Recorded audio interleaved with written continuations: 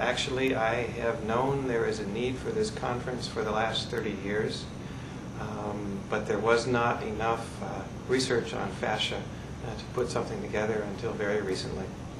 How were you able to connect with all these wonderful researchers and doctors, and what made you bring it here to Harvard Medical School?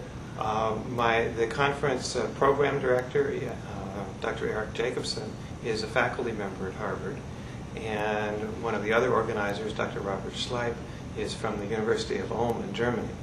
And so we know people who do work in this area, and I probably read about 1,000 papers to find other researchers who are doing work in the area, and basically we called them up and said, "We're giving a conference, will you come?" And to our surprise, they all said yes. What are your future plans? Where are you going to take this to? 2009, Amsterdam. Dr. Peter Hying has convinced his faculty to sponsor the next one.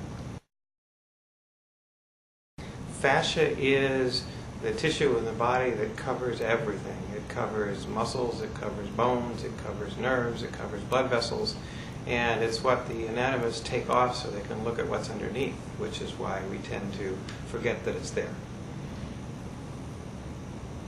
We tend to forget it's there. And is that due to technology as well? Because 30, 40 years ago, nobody touched it?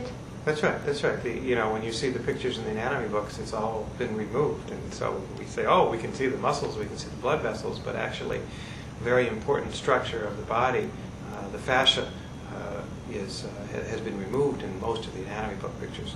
When was it first introduced? Let's say beginning of the 20th century, and by whom? Well, there have been therapies directed at the fascia for thousands of years. There's tradition from India and from China for treatments that do direct treatment on what they believe is the fascia, and we now actually have some evidence indicating that's the case. Even acupuncture, there's some evidence that that works through stimulating the fascia as well.